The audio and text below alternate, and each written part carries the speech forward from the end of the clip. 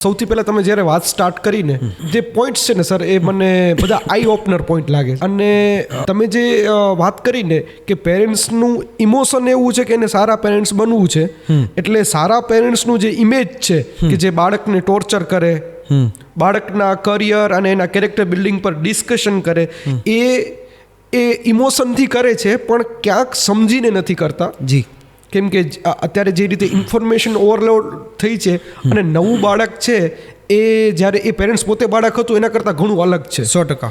તો મને સર તમારી આખી આ વાત સાંભળીને એઝ અ પેરેન્ટ મને એવું રિયલાઇઝ થાય છે કે એક પેરેન્ટ્સ બનવામાં કોઈ મને ટેસ્ટ પાસ નથી કરવી પડતી. તો એક સારા પેરેન્ટ્સ કઈ રીતે બનવું ને એ પણ મારે શીખવું જોઈએ. એ એકચ્યુઅલી બધાએ શીખવું જોઈએ અને આઈ થિંક એ અગેન યોગેશભાઈ એક બીજો પ્રોબ્લેમ ક્રિએટ કરશે. સારા પેરેન્ટ બનવાની ટ્રાય જ ના કરવી.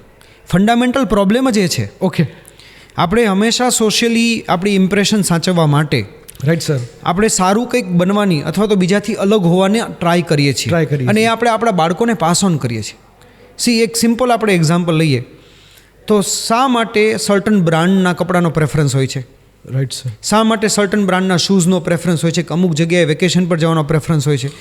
ક્યાંક ને ક્યાંક એ સાયકોલોજી એવી જ છે કે મારે બીજાથી અલગ રહેવું છે. હું બીજાથી કંઈક સારો છું અથવા હું બીજાથી વધારે એબલ છું, સારો નથી તો.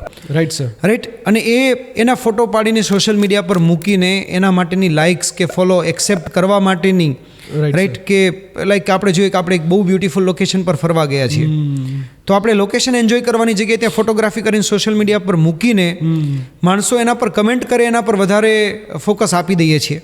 Right sir. So in a way again એવી જ લાઇકિંગ છે કે ક્યાંક ને ક્યાંક આપણા માઇન્ડસેટમાં સારું બનવું એટલે સર કોન્સ્ટન્ટલી ચાલે જ છે. જે રીતે પાડોશીથી વધારે સારી કાર ને સારો બંગલો કઈ રીતે, એવી રીતે મારા જે દીકરા દીકરી છે એના માટે સારો પેરેન્ટ્સ કઈ રીતે, એ પણ એક પ્રકારની રેસ છે. એ રેસ છે પ્લસ મારા બાળકો બીજાથી સારા હોય એ બીજી રેસ છે. Right sir.